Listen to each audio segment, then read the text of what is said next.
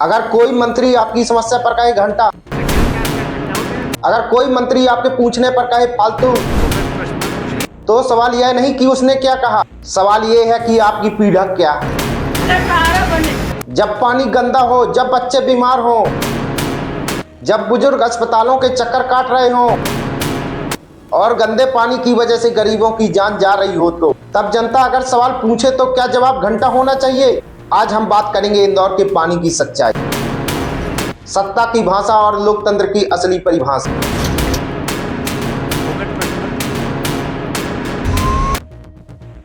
क्योंकि यह वीडियो किसी पार्टी के खिलाफ नहीं है, यह वीडियो जनता के हक में है। असली मुद्दा क्या है? इंदौर मध्य प्रदेश का सबसे बड़ा शहर, देश के सबसे साफ शहरों में गिने जाने वाला शहर इंदौर। लेकिन सवाल ये है, क्या साफ शहर का मतलब साफ पानी भी होता है? आज इंदौर के कई लगातार इलाकों से शिकायत आ रही, नलों से गंदा बदबूदार पानी पीने से बच्चे, महिलाओं और बुजुर्गों की मौत, और इनमें से कई की तबीयत खराब और पेट की बीमारियां, उल्टी, दस्त, बुखार। गरीब परिवारों के पास आरओ या बोतल बंद पानी का विकल्प नहीं। यह कोई राजनीतिक आरोप नहीं है, यह एक जमीनी हकीकत है। जनता ने सवाल क्यों पूछा? अब एक साधारण सवाल, अगर किसी इलाके में पानी की गुणवत्ता खराब है, लोग बीमार हो और उन बेचारों की जान जा रही हो, तो क्या जनता सवाल नहीं पूछेगी? लोकतंत्र में वोट जनता देती है, टैक्स जनता देती है, सरकार जनता के नाम पर बनती है। तो सवाल पूछना गुनाह नहीं, अपराध नहीं और बदतमीजी नहीं, बल्कि पूछना नागरिक का अधिकार है। जब मीडिया ने इस गंभीर मुद्दे पर सवाल पूछा तो जवाब में जो शब्द आया, घंटा। क्या घंटा यार, फालतू सवाल मत पूछो। अब यहाँ मुद्दा ये नहीं कि किस पार्टी का मंत्री, किस सरकार का नेता, मुद्दा यह है, क्या एक संवैधानिक पद पर बैठा व्यक्ति जनता की पीड़ा पर इस भाषा का इस्तेमाल कर सकता है? कई लोग कहेंगे, अरे यार यह एक शब्द तो ही था। नहीं, शब्द सिर्फ शब्द नहीं होते। जब एक मंत्री कहता है घंटा, तो यह सिर्फ मीडिया को नहीं कहता, वो उस माँ को कहता है जिसके बच्चे की जान जा रही हो, वो उस गरीब को कह रहा है जो दवा के पैसे न जुटा पा रहा, वो उस गरीब को कहता है जिसके पास विकल्प नहीं। सत्ता में बैठे शब्दों का वजन समझना पड़ता है। अब सवाल मंत्री पर है, यह साफ कहना जरूरी है। यह वीडियो बीजेपी के खिलाफ नहीं है, बीजेपी ने अच्छे काम कुछ किए हैं, लेकिन क्या अच्छे कामों की आड़ में गलत भाषा को नजरअंदाज किया जा सकता है? वो नहीं। अगर कोई मंत्री जनता से बात करने की मर्यादा भूल जाए, मीडिया को फालतू कहे और सवाल पूछने पर घंटा कहे, तो सवाल उठेगा, गरीब आदमी का सवाल क्या अपराध?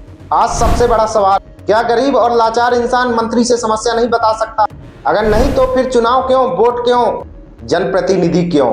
अगर एक आम आदमी पानी की शिकायत करे, सड़क की शिकायत करे, अस्पताल की शिकायत करे, तो क्या वो एक देशद्रोही हो जाता है? मुख्यमंत्री डॉक्टर मोहन यादव जी से सीधा सवाल, आपको तो एक शिक्षित, समझदार और संवेदनशील मुख्यमंत्री के रूप में देखा जाता है, तो सवाल ये है, क्या आपके मंत्रियों की भाषा आपके सोच को दर्शाती है? क्या जनता से घंटा कहना स्वीकार है? क्या मीडिया सवाल पूछे या चुप रहे? क्या ऐसे मंत्री कैबिनेट पर रहना चाहिए? यह हमला नहीं है, यह जवाबदेही की मांग है। लोकतंत्र की सबसे बड़ी ताकत सवाल, और सत्ता का सबसे बड़ा खतरा अहंकार। जब सत्ता सवालों से डरने लगे, जब भाषा कठोर हो जाए, जब जनता की पीड़ा मजाक बन जाए, तब लोकतंत्र कमजोर होता है। सरकार शिक्षा की बड़ी बड़ी बातें करती है, नई शिक्षा नीति, डिजिटल इंडिया, लेकिन शिक्षा सिर्फ किताबों में नहीं होती। शिक्षा सिखाती है कैसे बोलना है, कैसे सुनना है और कैसे जवाब देना। अगर मंत्री की भाषा ही असंवेदनशील हो तो क्या संदेश जाए? यह वीडियो सिर्फ सवाल नहीं उठाता, समाधान भी चाहता है। उस पानी की वजह से 10 से 15 लोगों की जान गई, उसका जिम्मेदार कौन?